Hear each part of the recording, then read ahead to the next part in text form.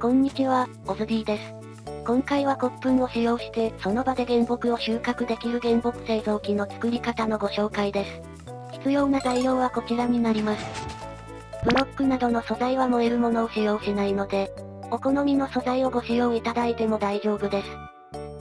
こちらの装置は多くの木の実で使用することができるので、その他の木では使用はしないようにしてください。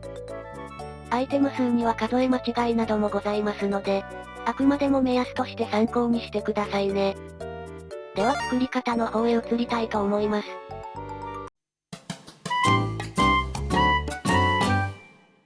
今回の装置は16マス×横16マスの範囲で作成します。ただ装置を作る範囲はダイヤブロックの箇所のみで、押し出された原木のマックス範囲も含んでいます。まず最初にディスペンサーを正面向きで設置します。ディスペンサーの右側に接続するように、しゃがみながらホッパーを設置します。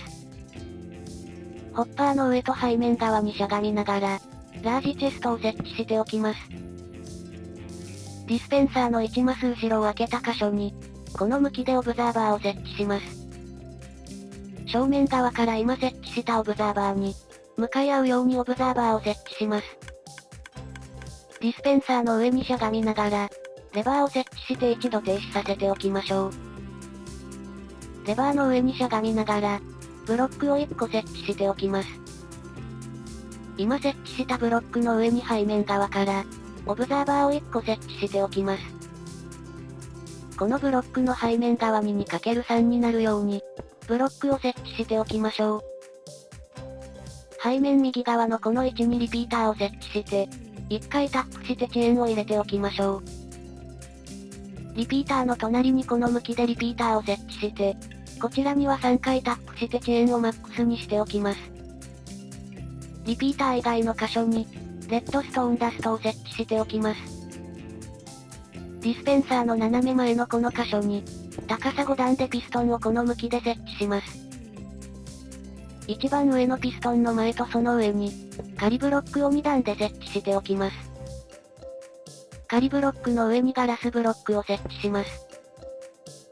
仮ブロックは壊しておきましょう。2段目のピストンの背面部分と、画面手前の下にそれぞれブロックを設置します。この部分にガラスを1個設置します。上から2段目のこの部分に、ブロックを1個設置しておきます。今設置したブロックやガラスの上、あとは一番下のピストンの後ろにレッドストーンダストを設置します。最初の方に設置したホッパーの右側から、正面側を向くようにピストンを11個設置します。今設置したピストンの上に、追加で3段分同じようにピストンを設置します。一番右端のピストンの前を1段掘って、そこの右側面にトーチを1つ設置します。トーチの右側にレッドストーンダストを設置します。レッドストーンダストの後ろ部分にこの向きで、リピーターを1つ設置しておきます。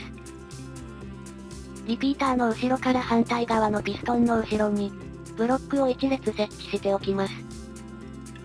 上から2段目の後ろにも、1列ブロックを設置しておきます。今設置したブロックの上すべてに、レッドストーンダストを設置しておきましょう。リピーターの上とブロックの横に、それぞれガラスを設置しておきます。今設置したガラスの上にも、レッドストーンダストを設置しておきましょう。これで装置自体は完成となります。苗木を成長させるための骨粉を、大量にチェストの中に入れておきます。スイッチを入れて骨粉を発射させて、ディスペンサーの前に苗木を植えましょう。苗木の成長速度はバラバラなので、すぐに成長するものもあれば、なかなか成長しないものもありますので、成長するまでは待っておきましょう。ある程度原木が押し出されると、後ろのピストンで前に押し出してくれます。トーチの上に原木が到達したら信号が送られて、後ろのピストンが動いて押し出す仕組みです。あとは後ろのピストンの押し出し上限まで、苗木を植えて成長させていきましょう。押し出し上限まで行くとこんな感じで、原木の塊が出来上がります。あとは斧を使って原木を切って、好きなだけ回収してあげましょう。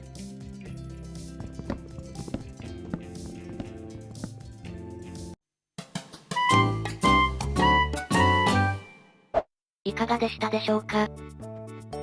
今回は骨粉を使って原木を入手できる、原木製造機の作り方のご紹介でした。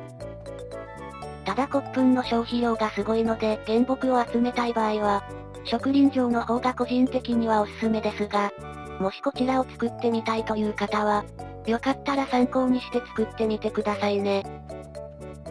今回参考にさせていただきました方の動画は、概要欄にリンクがあるのでぜひご覧ください。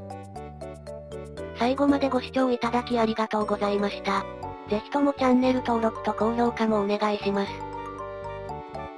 また他にも色々な装置やトラップの動画もあるので、よかったら概要欄などからご覧になってくださいね。ではでは、また次の動画でお会いしましょう。バイバイ。猫